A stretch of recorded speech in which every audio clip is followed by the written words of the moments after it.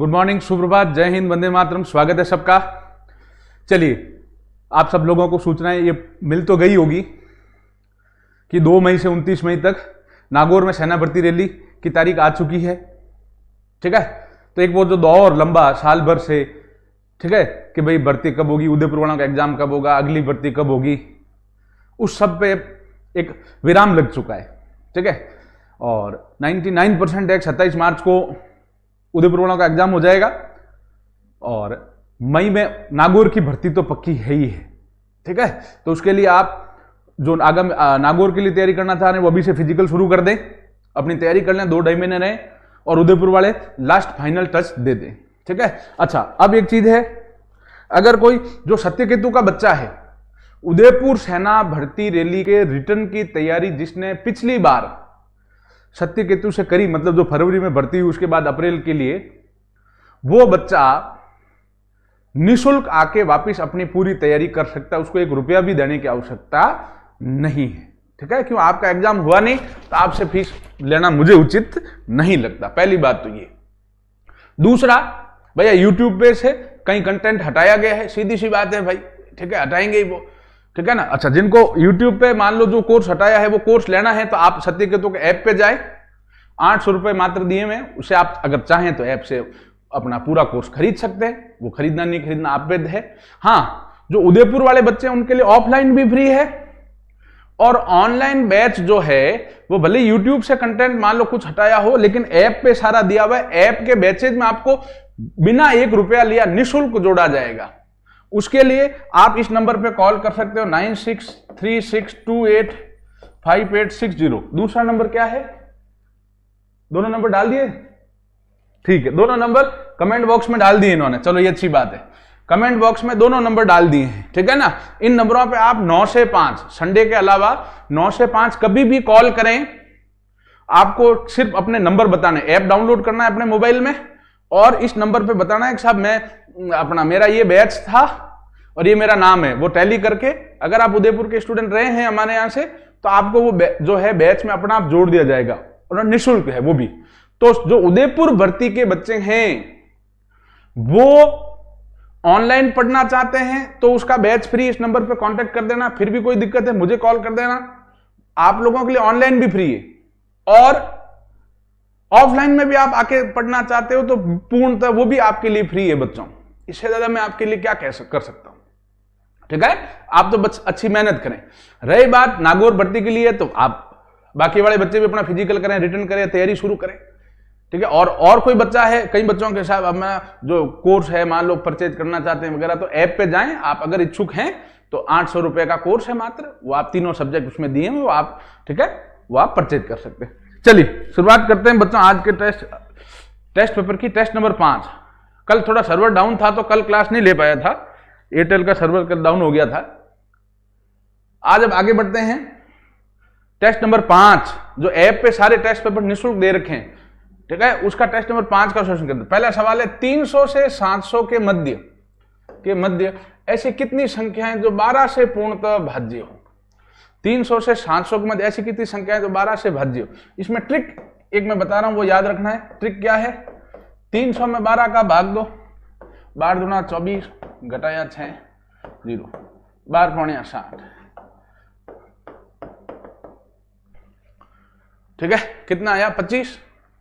अब 700 में भाग दे दो भैया 12 का, 12 पौने 8, 12 से बहुत तो ज्यादा भी, 5 बार जाएगा 60 घटाया 10 तार 0, 12 7 12 8 96 घटाया शेष पल रहा 4। शेष पल क्या बचता उससे मतलब नहीं। इसका भागफल कितना आया? 58, इसका आया 25। तो संख्याएं कितनी, ये ट्रिक है बस याद रखना। 58 में से 25 आप घटा दें तो ये कितना रहेगा? 33 संख्याएं ऐसी होगी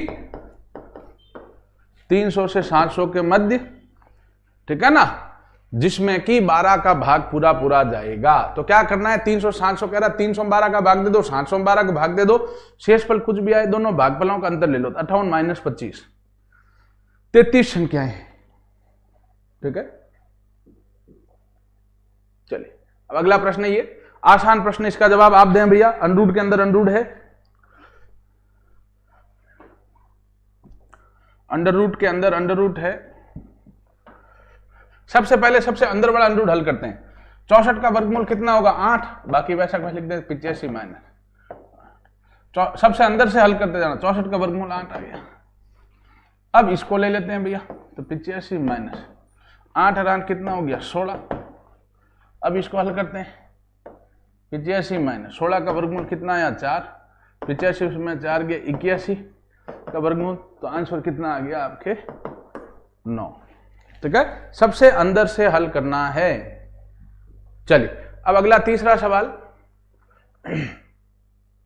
बहुत ही अच्छा प्रश्न है, आसान लेकिन इंपॉर्टेंट प्रश्न है।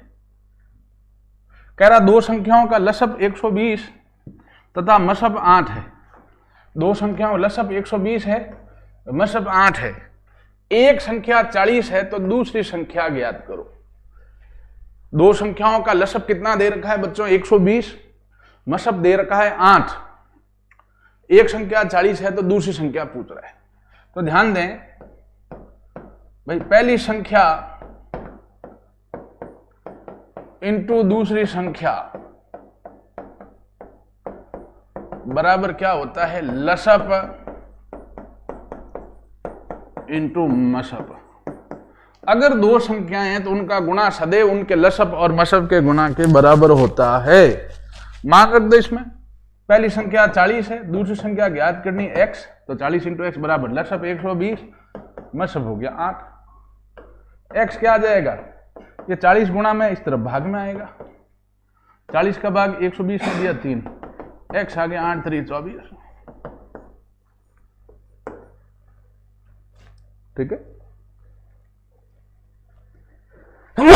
सॉरी। अगला प्रश्न है ये, दशमलव संख्याओं का वर्गमूल घनमूल, ये वर्गमूल है दोनों का। तो मैं वर्गमूल दशमलव का वर्गमूल या घनमूल के सवाल हमने पहले भी किए हैं। पहले क्या करो, पॉइंटरों को भूल जाओ, साधारण संख्या का वर्गमूल निकालो। पॉइंटरों को भूलो और साधारण संख्या का वर्गमूल निकालो। 144 का देखो, केवल अंडर रूट है तो वर्गमूल है, और अंडर रूट के ऊपर 3 लिखा होता है तो वो क्या होता है घनमूल। तो केवल अंडर रूट है तो वर्गमूल है, पॉइंट भूल जाओ तो आगे जीरो का कोई मतलब नहीं। 144 का वर्गमूल कितना आया 12, 144 का वर्गमूल कितना आया 12। ठीक है, अब पॉइंट के बाद अंक कितने 4, 1 2 3 4। वर्गमूल है तो इसमें 2 का भाग दो, 4 में 2 का भाग दिया 2 आया, इकाई अंक से 2 अंक बाद यहां पॉइंट आ जाएगा, पॉइंट के आगे जीरो है ये। प्लस 36 का वर्गमूल 6 आया, पॉइंट के बाद 2 अंक है, वर्गमूल है तो 2 का भाग देते हैं, घनमूल होता तो 3 का भाग देते, 2 में 2 का भाग दिया 1, इकाई अंक से 1 अंक बाद पॉइंट आया, पॉइंट के आगे जीरो हम फैशन में लगाते हैं, 0.12 नहीं पढ़ते इसको, 0.12 प्लस 0.6। ठीक है ना, इसको जोड़ना है, इसमें थोड़ा ये जोड़ने में ध्यान दें, जोड़ना है तो ऐसे जोड़ना होता है। ठीक है, 0.12 और 0.6, पॉइंट के नीचे पॉइंट आता, अंक के नीचे अंक आता है, यूं नहीं कहीं 0.12 6 18 कर दो 12 6, नहीं नहीं अलग होगा। देखो यहाँ 0 2 7.0, ये आपका आंसर है। जोड़ में ध्यान दें, जोड़ में क्या करते हैं, जोड़ या बाकी में पॉइंट के नीचे पॉइंट, इधर पहले के नीचे पहला अंक, दूसरे के नीचे दूसरा अंक, तीसरे के नीचे तीसरा अंक, ऐसे करते हैं। तो 0.72 आता है आंसर इसका। अच्छा प्रश्न ये प्रश्न है 3/3 प्लस 1/3।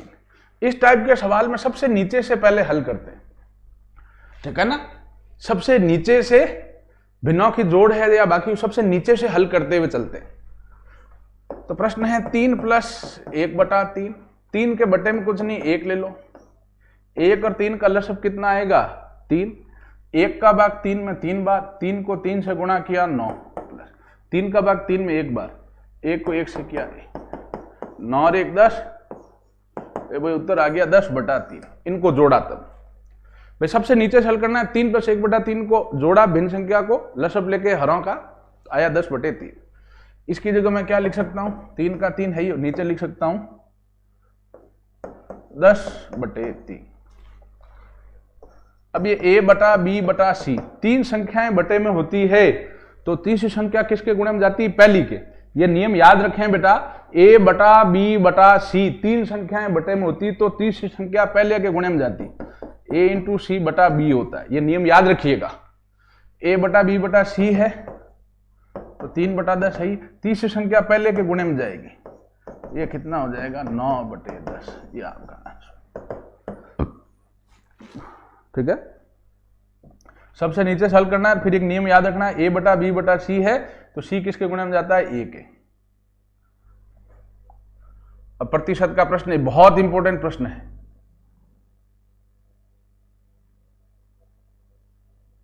अच्छा, ये दो प्रश्न साथ में दे दिए इन्होंने।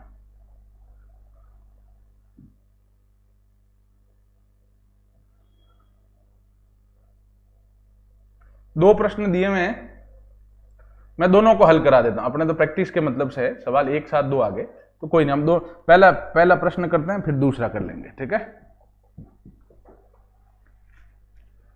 ठीक है, पहले इसको काट देता हूं मैं, पहले ऊपर वाले प्रश्न को करते हैं। ठीक है, प्रश्न है कि पेट्रोल की कीमत में 20% की वृद्धि करने पर खपत में कितने प्रतिशत की कमी करें कि मूल्य वृद्धि न हो। इसमें आपको मैंने सीधी ट्रिक बता रखी है, x वाली, x बटा 100 प्लस x है इंटू 100, या x बटा 100 माइनस x इंटू 100 की।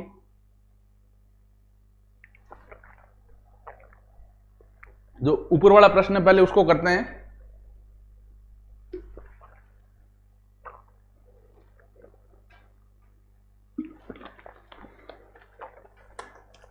प्रश्न कह रहा है प्यारे बच्चों, पेट्रोल की कीमत में 20% की वृद्धि करने पर खपत में कितने प्रतिशत की कमी करें। या इसमें यह भी आता है, ये सवाल वही ट्रिक लगती है कि भाई राम की उम्र श्याम की उम्र से इतने प्रतिशत अधिक है तो श्याम की उम्र राम की उम्र से कितने परसेंट कम होगी।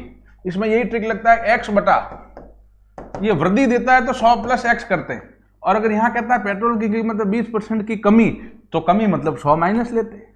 यहां वृद्धि है तो 100 plus x into 100 plus x into करते हैं 100। x कितना परसेंट है, 20 बटा 100 प्लस 20 इंटू 100, 20 बटा 120 इंटू 100। ठीक है, 0 0 गया, 2 से काटा ये अलग है, 2 से काटा 50, 2 से काटा 3, 50 बटे 3, 3 का भाग दिया, एक बार पीछे रहा 2, 37 18, 16 सही 2/3% कमी जो है कमी। देख लो, अलग आ रहा है समान आ रहा है। हमें कई बार कंफ्यूजन होता है कि पेट्रोल की कीमत में 20% की वृद्धि हो रही है तो खपत में क्या भाई कितना परसेंट कमी करें कि मूल्य वृद्धि ना हो कि भैया वापस 20%। नहीं नहीं नहीं, इतना आसान सवाल कोई ऐसा थोड़ी हो सकता है। भैया वृद्धि कर रहा है 20% कीमत में, तो खपत में कितने प्रतिशत की कमी करनी पड़ेगी, 16 सही 2/3। ये ट्रिक आप याद रखें। वृद्धि होती है तो 100 प्लस लेते हैं, कमी होती है तो 100 माइनस लेते हैं। यहां वृद्धि थी तो x 20 था, 20 बटा 100 प्लस x, 100 प्लस 20 इंटू 100 किया। ठीक है, चलिए ये ऊपर वाला सवाल हल कर लिया। अब ये नीचे वाला सवाल इसी का अब हल कर लेते हैं। देखो,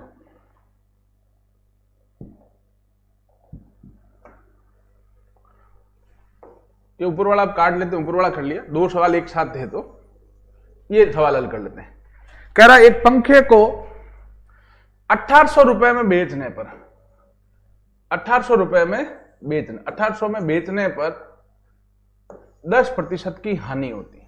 एक पंखे को 1800 रुपए में बेचने पर 10% की हानि होती है, उसे कितने में बेचें कि 20% का लाभ हो। उसे कितने में बेचें कि 20% का लाभ हो। ठीक है, तो यहां ध्यान देना, हानि कह रहा है पहले, तो हानि मतलब क्या होता है, 100 माइनस होगा। लाभ है तो 100 प्लस, हानि है तो 100 माइनस। ये मैं ट्रिक बता रहा हूं, इस सवाल में याद रखना, ये मोस्ट इंपोर्टेंट सवालों में से है। भाई 10% की हानि 100 माइनस 10, अनुपात कितने में बेच रहा है, 1800 में, समानुपात 20% का लाभ है तो 100 प्लस 20, और अब कितने में बेचना वो ज्ञात करना है, तो इसको क्या मान लिया, x। ये ट्रिक याद रखें। कह रहा है 10% की हानि तो 100 माइनस 10, अनुपात 1800 बेच रहा, अनुपात 1800, समानुपात 20% का लाभ तो 100 प्लस 20, कितने बेचे तो x। ये क्या हो गया, 90 अनुपात 1800 बराबर 120 अनुपात x, सॉरी समानुपात है यहां। तो इन दोनों का गुणा बराबर क्या हो, इन दोनों का गुणा समानुपात में क्या होता है, दोनों बाहर वाले पदों का गुणा बराबर होता है मध्य पदों का गुणा, समानुपात में होता है बाह्य पदों का गुणा, इधर वाला का गुणा दोनों बीच वाले पदों के गुणा के बराबर होता है। तो 90 इंटू एक्स बराबर हो गया 1800 इंटू 120, तो एक्स कितना आया 1800 इंटू 120 बटा 90, 90 का भाग दिया इसमें 20 बार, 20 को 120 से क्या 2400 रुपए। तो ये सीधी ट्रिक याद रखें, हालांकि आप 1800 रुपए मतलब विक्रय मूल्य दिया है, विक्रय मूल्य दिया तो आप क्रय मूल्य ज्ञात कर सकते हैं, और क्रय मूल्य ज्ञात कर लिया फिर 20% लाभ है तो वापिस विक्रय मूल्य निकाल सकते हैं। भाई एक चीज याद रखें, क्रय मूल्य दिया है तो हम विक्रय मूल्य निकाल सकते हैं, विक्रय मूल्य दिया तो क्रय मूल्य निकाल सकते हैं। तो ये विक्रय मूल्य से पहले क्रय मूल्य निकालें, फिर क्रय मूल्य से वापिस विक्रय मूल्य निकालें, तो क्रय मूल्य विक्रय मूल्य के सूत्र से भी इसको कर सकते हैं। अन्यथा ये ट्रिक भी याद रखें कि भाई 10% की हानि तो 100 माइनस 10, 1800 में बेचा अनुपात 1800, फिर 20% का लाभ जा रहा है तो 100 प्लस 20, लाभ है तो प्लस कितने में बेचना है तो x, और इसमें बाह्य पदों का गुणा बराबर मध्य पदों का गुणा होता है भैया। तो ये दो सवाल थे, दोनों हमने हल कर लिए। अगला प्रश्न है, किस राशि का मूलधन पूछा है हमें, राशि पूछे मतलब क्या पूछा है, मूलधन। अच्छा, साधारण ब्याज, हालांकि यहां शब्द हो जाएगा आएगा आ रहा है, लेकिन ये दिया क्या है, साफ साफ शब्द दिया साधारण ब्याज 4000 हो जाएगा, तो साधारण ब्याज दिया। ये मिश्रधन नहीं मान लेना इसको, वैसे तो हो जाएगा वाली राशि मिश्रधन है, लेकिन वहां साधारण ब्याज 4000 हो जाएगा लिखा है, तो साधारण ब्याज 4000 दिया है। दर प्रतिशत कितनी दी है 4%, समय कितना दिया है प्यारे बच्चों 5 वर्ष। तो भैया सीधा सूत्र है साधारण ब्याज का, साधारण ब्याज बराबर होता है मूलधन इंटू दर इंटू समय बटा 100। साधारण ब्याज की लिख दो 4000 बराबर मूलधन ज्ञात करना x इंटू दर 4 इंटू समय 5 बटा 100। ले जाओ सबको उधर, 4000 इंटू 100 बटा 4 इंटू 5 बराबर x। 4 पंजे 20, 20 का भाग 100 में दिया 5 बार, गुणा किया 20000, x कितना आ गया प्यारे बच्चों 20000। ठीक है,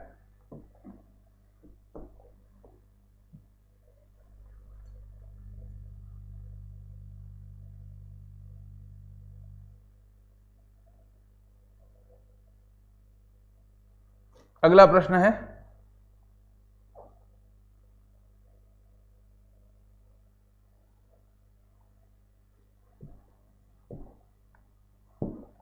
किस दर से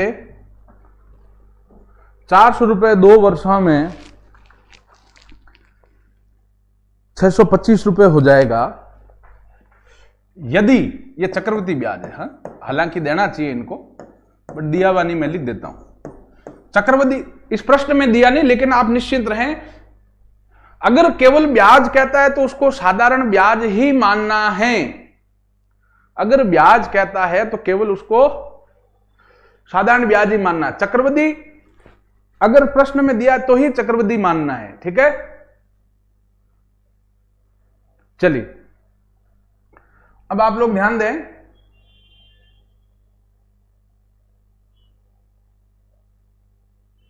अच्छा एक रविंदर सिंह स्टूडेंट कह रहा है सर बहुत गलत कर दिया आपने, इतने दिन फ्री कर रखा था, अब एग्जाम आए तो सेम वीडियो हटा दी आपने। तो रविंदर सिंह मारे लुगी टाबर को नहीं स्टाफ वाला पाया कौन ले भैया, धंधा खोल के बैठा हूं, कोई मंदिर थोड़ी गौशाला थोड़ी राजा, व्यवहारिक सी बात है। अच्छा वीडियो लगाए तो मैंने मेरी मर्जी से लगाए, हटाए तो मैंने मेरी मर्जी से हटाए, समझ रहे, और मैंने कोई कॉल थोड़ी किया, कोई एग्रीमेंट थोड़ी किया है, वो तो मेरी इंस्टीट्यूट है, मेरा चैनल है, और सीधी बात है भैया 4 पैसे कमाने के लिए बैठा हूं, उसमें गलत थोड़ी है, और आपको बाध्य थोड़ी कर रहा हूं आप ऐप खरीदे ही खरीदे, व्यवहारिक सी बात है, इसमें कोई गलत थोड़ी। हाँ, जो उदयपुर के बच्चे हैं, अगर आप उदयपुर वाले बैच में थे, आपके लिए ऑफलाइन ऑनलाइन दोनों निःशुल्क कर दिए, नहीं हो तो भैया चार्जेस तो देने ही पड़ेंगे। मेरे से कौन सा स्टाफ वाला ये टेक्निकल वाले बंदे एक पैसे नहीं लेंगे, सब कुछ लेंगे। इसमें गलत लगता है तो आपकी सोच है बेटा। ठीक है, चलिए हम आगे चलते हैं। किस दर से हमें मिश्रधन, देखो चक्रवृद्धि ब्याज दिया है तो चक्रवृद्धि मिश्रधन वाला सूत्र, साधारण ब्याज में तो सीधा साधारण ब्याज लगता है, चक्रवृद्धि ब्याज वाले में चक्रवृद्धि ब्याज का सूत्र नहीं आता, किसका आता है? चक्रवृद्धि मिश्रधन का। चक्रवृद्धि मिश्रधन का सूत्र क्या होता है बच्चों? P कोष्टक 1 प्लस R बटा 100 की घात T। 625 रुपए हो जाएंगे, मतलब मिश्रधन है वो। 625 बराबर मूलधन कितना है? 400। 1 प्लस दर ज्ञात करनी, दर का R बटा 100, अपना T समय 2 वर्ष, तो 2 लिख दिया। ठीक है। अब 400 गुणा में भाग में ले लो भैया। 625 बटा 400 बराबर 1 प्लस R बटा 100 की घात 2। ठीक है। अब इस 625 बटा 400 किसका वर्ग है? 625 किसका वर्ग होता है? 25 का। 400 किसका वर्ग है? 20 का। इसको क्या लिखते हैं? 25 बटा 20 का स्क्वायर बराबर हो जाएगा 1 प्लस R बटा 100 का स्क्वायर। दोनों तरफ वर्ग है, इसमें वर्ग इसमें वर्ग, दोनों हटा दिए तो 25 बटा 20 बराबर क्या हो गया? 1 प्लस R बटा 100। 1 प्लस का उधर ले जाओ माइनस का, तो 25 बटा 20 माइनस 1। ठीक है, बटे में कुछ नहीं, 1 ले लो, बराबर R बटा 100। ठीक है। अब इसको हल कर लो भैया, जोड़ बाकी हल करनी इसकी। 1 और 20 का लसब कितना आएगा? 20। 20 का भाग 20 में एक बार, 1 को 25 से किया तो 25, माइनस 1 का भाग 20 बार, 20 को 1 से किया 20 बराबर R बटा 100। ये आया 5 बटे 20 बराबर R बटा 100। 100 भाग में, अच्छा ये सबको उधर ले जाओ भैया। 100 भाग में गुणा में चला जाएगा, 5 के 5 इंटू 100 बटा 20 है बराबर R। 20 का भाग 100 में 5 बार, तो R कितना आया? 5 उड़ी 25। दर कितने परसेंट आ गया? 25%। ठीक है। आप चाहें तो इसको ऐसे भी कर सकते हैं और चाहें तो इसको ऑप्शन से भी कर सकते हैं। मेरी गुजारिश है, चक्रवृद्धि मिश्रधन जो है, चक्रवृद्धि मिश्रधन का सूत्र लगा के आप 4 ऑप्शन में दरें दे रखी होगी। पहले ऑप्शन ए की दर लेके हल करें, फिर ऑप्शन बी की दर लेके हल करें, फिर ऑप्शन सी की दर लेके हल करें। अगर वो चारों ऑप्शन से सेट है तो चारों ऑप्शन से आप करिए। ठीक है।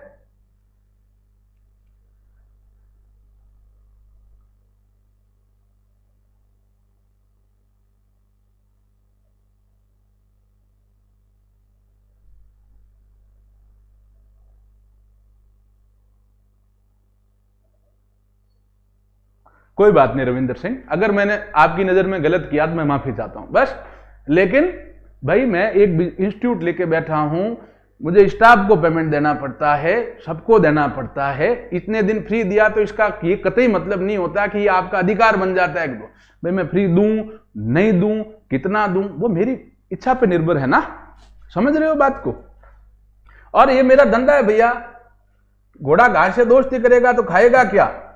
संजय सर अच्छे बन जाएंगे तो संजय सर तुम तो हमरा बिक जाई। गलत वेद पता मैंने।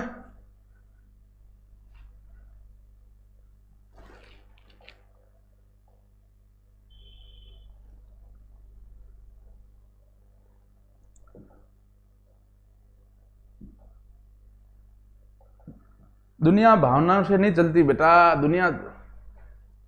चलिए खैर कोई बात नहीं। 32 की घात 2/5 है। याद रखें, घातांक के सवाल में कोई बड़ी संख्या आती है, घातांक के सवाल में कोई बड़ी संख्या आती है तो हम उसका अभाज्य गुणनखंड करते हैं। 32 है, 2 का भाग दिया 16, 2 का भाग दिया 8, 2 का भाग दिया 4, 2 का भाग दिया 2, 2 का भाग दिया 1। ठीक है। तो 2 कितनी बार है? 5 बार। तो 2 की घात 5 की घात कितना है? 2/5। भैया हमने 32 का अभाज्य गुणनखंड किया, 2 5 बार आया, हमने लिखा 2 की घात 5। अब बच्चों a की घात m है, कोष्टक की घात n है। तो अगर कोष्टक लग के घात के ऊपर घात है तो आधार तो वही रहता है, घातें क्या हो जाती है? गुणा। कोष्टक लग के घात के ऊपर घात है तो आधार तो वही रहता है, घातें क्या हो जाती है? गुणा। तो यहां कोष्टक लग के घात के ऊपर घात है, आधार तो वही 2 रहा, घातें गुणा होगी। 2 इंटू 2/5, 5 से 5 कट गया, 2 की घात 2, 2 की घात 2 मतलब 2 दूनी 4। आंसर कितना आ जाएगा बच्चों? 4। ठीक है।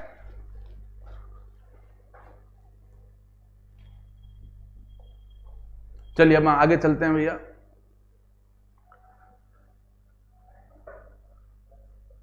त्रिकोणमिति का प्रश्न है, आसान लेकिन अच्छा प्रश्न है, ठीक है। ऊंचाई एवं दूरी का प्रश्न है।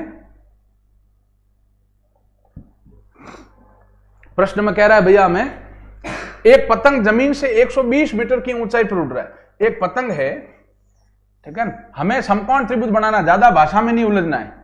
ये यहां मान लो पतंग है, जमीन से 120 मीटर की ऊंचाई पर उड़ रहा है, मतलब ये 120 दे दिया। ये ऊंचाई क्या होती है भैया, लंब बोलते हैं इसको। लंब 120 मीटर दिया हुआ है। पतंग का उन्नयन कोण थीटा ये कितने डिग्री दे रखा है, 45 डिग्री। तो धागे की लंबाई, ये धागा होगा यहां पे, ये क्या होता है बच्चों, कर्ण, ठीक है। ये लंब होता है, ये क्या होता है, कर्ण। हमें लंब देख के कर्ण पूछा है। लंब की लंबाई 120 मीटर दे दिया, जमीन से पतंग की ऊंचाई 120 मीटर, धागे की लंबाई पूछी मतलब कर्ण पूछा है। तो भैया tan थीटा क्या होता है, लंब बटा आधार। ये tan ही क्यों लिया, लाल बटा कक्का वाले सूत्र मैंने बताए वो याद होने चाहिए। tan थीटा बराबर क्या होता है, लंब बटे आधार, ठीक है ना। क्योंकि लंब देके कर्ण पूछा है तो लंब और कर्ण का, सॉरी, लंब देके कर्ण पूछा है, माफ कीजिएगा, तब tan नहीं लेंगे, sin थीटा लेंगे। sin थीटा बराबर होता है लंब बटा कर्ण। क्यों, लंब देके कर्ण पूछा है तो लंब और कर्ण का अनुपात कौन सा बताता है, sin थीटा। sin का sin, थीटा कितने डिग्री, 45 डिग्री, बराबर लंब है 120 बटा कर्ण कितना है ज्ञात करना है बच्चों, x। sin 45 का मान कितना, 1/√2 बराबर 120 बटा x। वज्र गुणा होगा, दो भिन्न संख्याएं बराबर होती, वज्र गुणा तिरछा गुणा, x इंटू x बराबर 120√2, ठीक है। मीटर में है तो 120√2 मीटर। ये आपका आंसर।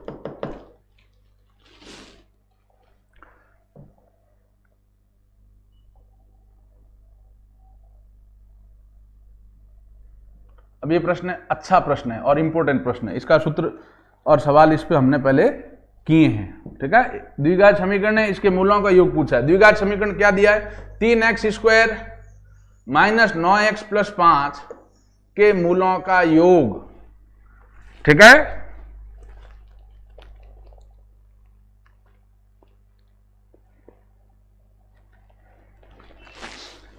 बताएं भैया, इसका सीधा सूत्र है, देखो, अगर एक द्विघात समीकरण है ax² plus bx plus c बराबर 0, अगर एक द्विघात समीकरण क्या है, ax² plus bx plus c बराबर 0, तो मूलों का योग का सूत्र क्या होता है बच्चों, माइनस b बटा a,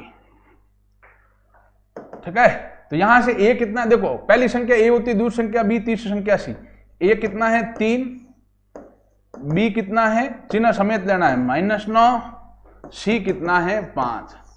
तो सीधा सूत्र है मूलों के योग का। ये कई बार सूत्र हमें सीधा भी पूछा जाता है परीक्षा में, याद रखना मूलों का योग का सीधा सूत्र है -b की जगह -9 बटा a3। माइनस इंटू माइनस करोगे प्लस, कोष्टक मतलब गुणा होता है बटा 3, 9/3 आया 3। आपका आंसर इसमें कितना आ जाएगा, 3, ठीक है। चलिए अब नेक्स्ट सवाल की ओर बढ़ते हैं बेटा। अगला प्रश्न है, ये तो खैर अच्छा सवाल है, इसको करते हैं भैया। इसको आप ऑप्शन की सहायता से भी कर सकते हैं। पहली चीज, x और y का मान याद रखें, सदैव मैंने पहले भी बताया, x y का मान का कोई भी सवाल है उसको आप ऑप्शन की सहायता से भी कर सकते हैं। समझ रहे हैं बात को, इसको आप ऑप्शन की सहायता से भी कर सकते हैं और हम चाहें तो इसको हल भी कर सकते हैं, दोनों तरीके से, ठीक है। चलिए मैं इसको हल करना सिखाता हूं पूरा प्रॉपर। आप एक चीज तो कर ही सकते हैं, चारों ऑप्शन में एक्स वाई के जो मान दिए हैं, एक्स और वाई का पूछा, पहला मान एक्स का होगा, दूसरा मान वाई का होगा। ऑप्शन ए के एक्स वाई के मान रखें, ऑप्शन बी के मान रखें। अगर एक्स वाई के मान पहले में रखने पर 23 और दूसरे में रखने 11 आ जाए तो वो जिस ऑप्शन वाले एक्स और वाई के मान के लिए आए वही आपका आंसर होगा। एक तो वैसे ऑप्शन से कर सकते हैं, एक हम क्या कर सकते हैं, एक्स या वाई का गुणांक बराबर करते हैं। याद रखना, मैं तरीका पूरा बताता हूं, एक्स या वाई का गुणांक। ऑप्शन से तो खैर मैंने करना बता दिया कि भाई एक्स वाई का मान रख के कर सकते हो, का गुणांक जो है वो बराबर करते हैं। x और y का गुणांक बराबर करते हैं। कैसे करेंगे? जैसे x या y का किसी एक का, ये 2x है, ये कितना 4x है, तो पहले समीकरण को हमने किससे गुणा कर दिया? 2 से।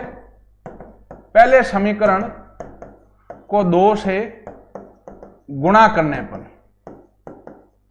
पहले समीकरण को बेटा हमने 2 से गुणा कर दिया। क्यों? दूसरा समीकरण तो 4x है, ये पहला समीकरण 2x है, 2 से और गुणा करेंगे, 2x को करेंगे इस पूरे को 2 से गुणा करेंगे, 2 दूनी 4x प्लस 3 को करेंगे इस पूरे से को 2 से गुणा करना है, ठीक है ना। तो ये क्या हो जाएगा? 2 से गुणा किया तो 2 दूनी 4x, 2 तिया 6y बराबर 23 दूना 46। अब ये 4x है, अब इसको इसके नीचे लिख के घटा देना है, 4x माइनस वाई बराबर 11। अब घटाते समय क्या करते हैं? ये घटाना है, ठीक है ना। पहले समीकरण भाई x का गुणांक बराबर कर रहे हैं हम, किसका गुणांक बराबर कर रहे हैं? x का, या तो x का करो या y का करो। तो ये 4x है, ये 2x है। अगर मैं इसको 2 से गुणा कर दूं, अगर मैं इसको साइलेंट कर दिया, ये 4x है बेटा, ये 2x है, अगर मैं इसको 2 से गुणा करूं तो ये भी 2 दूनी 4 हो जाएगा, ये 2 दूनी 4 हुआ, तो अब दोनों के गुणांक बराबर हो गए। तो पहला समीकरण को 2 से गुणा किया, 4x प्लस 6y प्लस बराबर 46, दूसरा वैसे वैसे लिख दिया, x से गुणांक बराबर। अब घटाना है, घटाने में क्या होता है? चिन्ह चेंज होता है, प्लस है तो माइनस होगा, घटा देना है। घटाने में क्या होगा? चिन्ह चेंज होगा, प्लस है तो वो क्या होगा? माइनस, और माइनस है तो वो क्या होगा? प्लस। ये चिन्ह नहीं दिया प्लस है, प्लस का माइनस हो जाएगा, ये माइनस का है तो ये प्लस हो जाएगा, ये चिन्ह नहीं दिया प्लस का है तो माइनस हो जाएगा।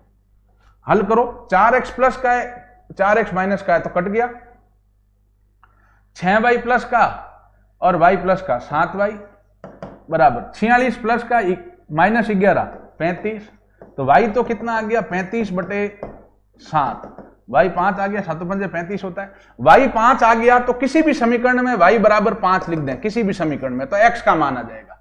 कोई भी समीकरण, जैसे समीकरण प्रश्न में दिया क्या? 4x माइनस वाई बराबर 11 है, y का मान 5 रख दो, तो 4x माइनस वाई का मान 5 बराबर 11, 4x बराबर 11, 5 माइनस के इधर आया प्लस का, 4x बराबर 16, तो x आ गया 16/4, ठीक है। तो आपके पास y का मान कितना आया? 5, x का मान आया 4। हमने क्या किया? करना क्या हमें? x या y का गुणांक बराबर करना है, ठीक है ना। दोनों को गुणा करो, चाहे एक को करो, या तो x के गुणांक, जैसे इसमें 4x 2 से गुणा करने पे ये भी 4x आ गया, ये भी 4x आया कि नहीं आया? गुणांक बराबर करना। क्यों? घटाएंगे तो वो कट जाएगा, जैसे 4x दोनों आगे बराबर आगे, तो जब घटाएंगे तो 4x कट गया, इसलिए x या y किसी एक का गुणा करके गुणांक बराबर करके घटाना है। घटाने में क्या होता है? नीचे वाली की चिन्ह चेंज होगा, चिन्ह नहीं दिया तो प्लस का है, और चिन्ह प्लस का होगा तो वो माइनस का होगा, माइनस है तो प्लस। उसको हल करोगे तो आपका y आ गया, y का मान रखा तो x का। एक तो ये प्रॉपर तरीका है, और दूसरा एक सदाबहार तरीका है ये, x या y का मान ज्ञात करने का पूछे तो आप चारों ऑप्शन से मान रख के उसको हल करें, तो x वाले सवाल का जिसमें आंसर सेट हो रहा हो, जो समीकरण को संतुष्ट करता हो, वही आपका आंसर है। आप उस तरीके से तो खैर कर ही सकते हैं, इसको उसमें कोई दिक्कत नहीं होनी चाहिए बेटा। चलिए अब हम आगे चलते हैं। अगला प्रश्न है,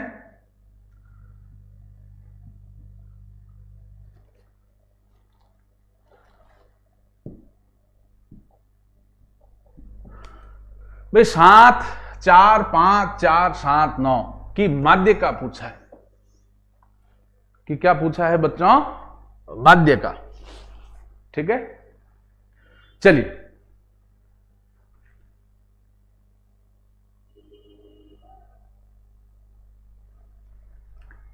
बेटा, एक और बच्चा राजपुताना राइफल्स वाला कह रहा है कि सर प्लेलिस्ट हटाते हैं तो कोई वीडियो नहीं देखेगा। बेटा मैंने आपको फोर्स नहीं किया, मत देखो आप वीडियो, उसमें कोई जबरदस्ती थोड़ी है।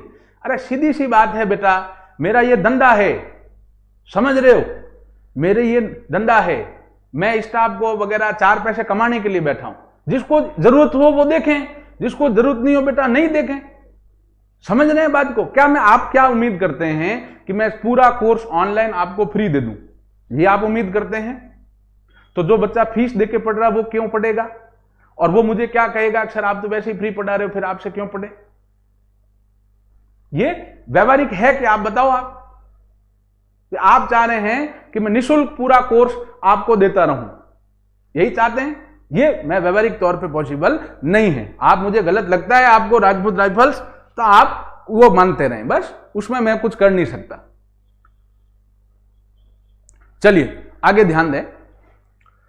7 4 5 4 7 9 की हमें क्या पूछी है बच्चों? माध्यिका। ठीक है, इसको हमें क्या करना है? बढ़ते क्रम या घटते क्रम में लिख दो आप। सबसे पहले इसको किस में लिख दो बेटा? बढ़ते क्रम या घटते क्रम में। उसमें जो बीच में आए वही आपका क्या होगा? माध्यिका।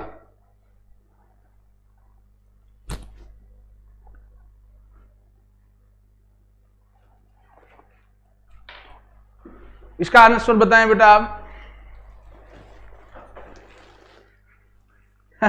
ये कह रहा अब तो पहले क्यों डाला? अरे तो मेरा चैनल है, मैं कब डालूं उस पर, कब हटाऊं, वो बेटा आपको पूछ के थोड़ी डालूंगा राजपूत राइफल्स।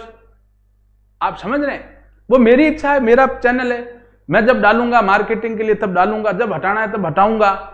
आप समझ रहे हैं? वो कोई ये थोड़ी होगा कि भाई आपने सर फ्री दिया तो आजीवन फ्री देंगे आप। ये कहीं मैंने लिखा पढ़ी करी क्या?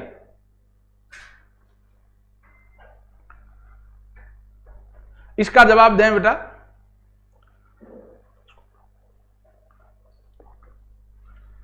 4 7 4 5 4 7 9 इसकी माध्यिका बताएं।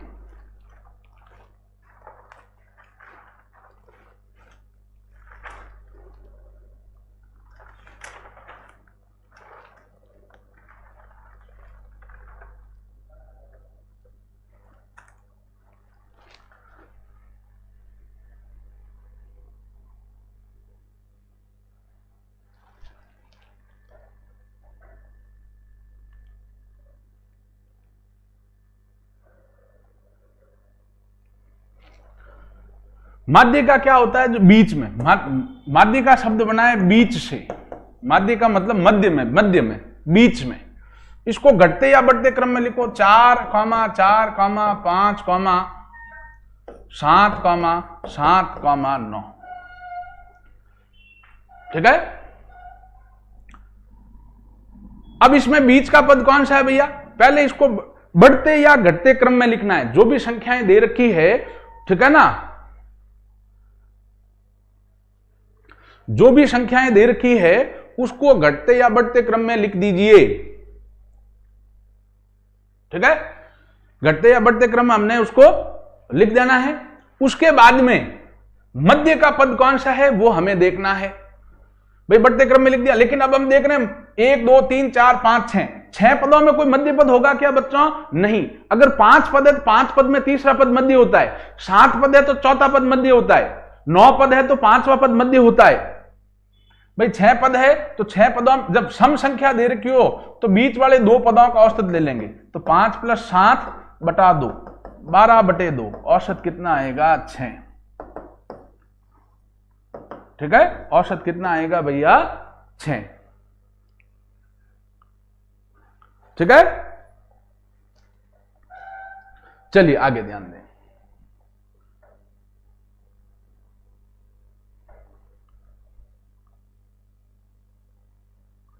अब प्रश्न करते हैं अगला।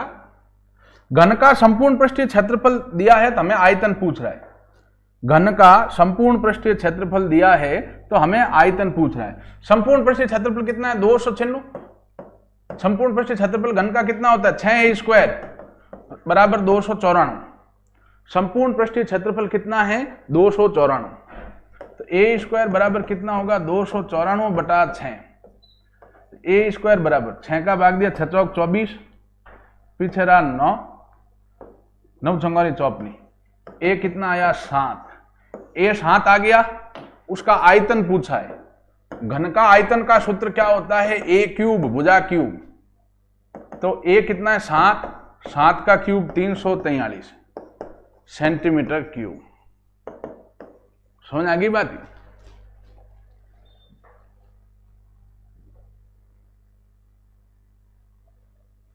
चलिए अगला प्रश्न है।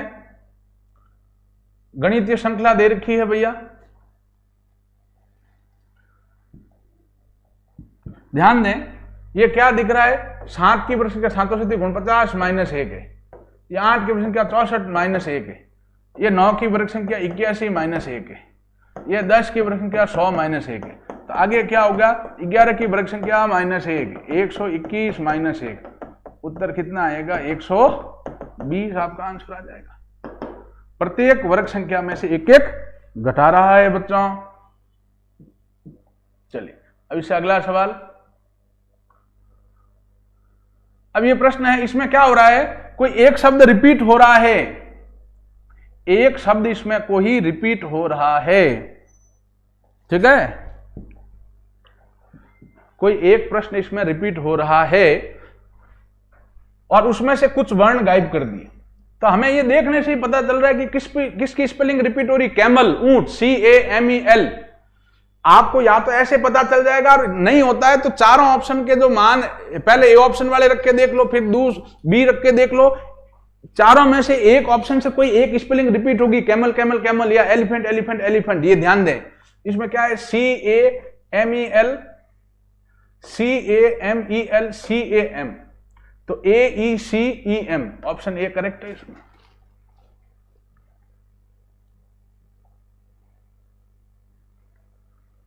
दिशा दूरी का प्रश्न है,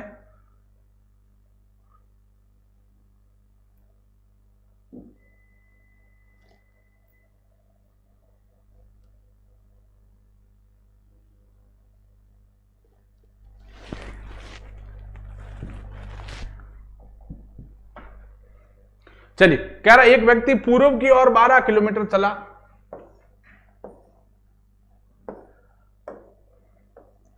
भाई उत्तर, दक्षिण, पूर्व, पश्चिम।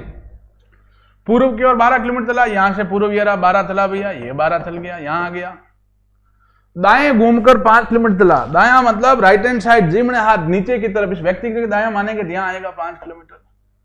तो आरंभिक स्थान से कितना दूर है, ये दूरी पूछी है। तो ये समकोण त्रिभुज है बच्चों, अगर इसको सीधा बनाएं तो लंब 5 है, आधार 12 है, हमें क्या ज्ञात करना है, कर्ण।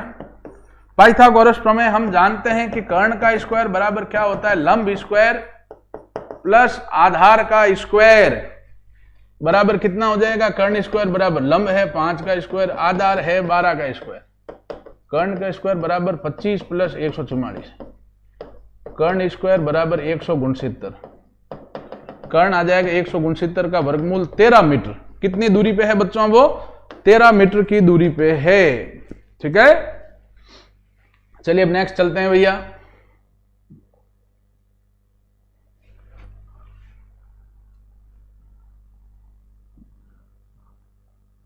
अब हमें प्रश्न में क्या पूछ रहा है,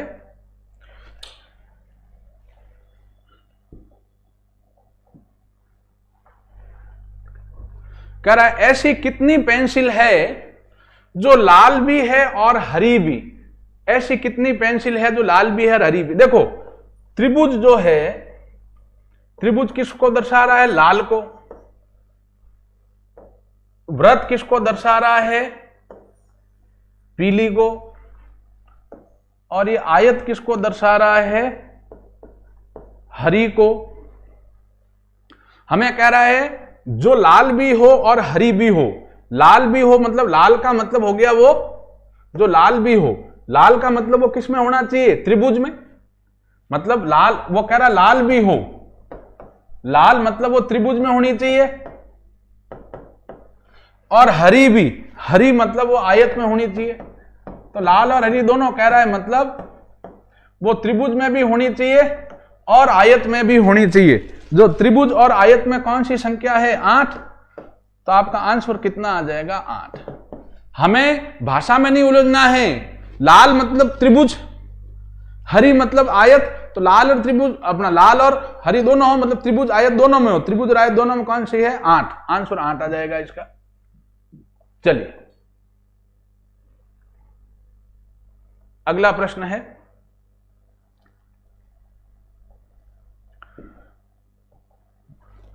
देखें आप, पहले 45 डिग्री कोण बन रहा है ये, फिर ये 90 बन रहा है, फिर ये लगभग देखो तो 135 बन रहा है।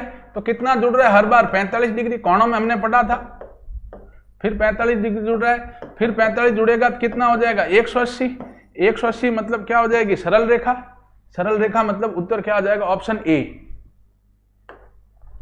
ठीक है, चलिए अब हम नेक्स्ट चलते हैं बच्चों। ओके चलो ठीक है। अच्छा आज की क्लास में इतना ही। अच्छा देखो सीधी सी बात है बेटा, जिसको चैनल देखना है वो देखो, नहीं देखना है वो मत देखो। भैया आप चाहते हैं कि सारा कोर्स मैं फोकट में दूं, नहीं दूंगा भैया, दूंगा तो फिर मैं क्या कमाऊंगा। सीधी सी गणित है, जिसको पढ़ना अच्छा लगता है तो वो 800 रुपए में ऐप खरीद लें, नहीं लगता है कोई बात नहीं। अच्छा कोई कह रहा है कि साहब ऐप पे आपने इतने दिन चढ़ाए इतने दिन नहीं चढ़ाए, अरे तो वो हमारा चैनल है, मेरा चैनल है, मैं कितने दिन चढ़ाऊं कितने दिन नहीं रखूं कितने दिन रखूं वो तो मेरे पे है ना। निःशुल्क चीज क्या देनी है मुझे वो तो मेरे पे निर्भर है बेटा। हाँ उदयपुर वालों के लिए जो मेरे से पिछली बार पढ़ के गए उसके लिए मैं कमिटेड हूं, उनका ऑनलाइन भी पूरा ऐप फ्री है और ऑफलाइन भी पूरा फ्री है।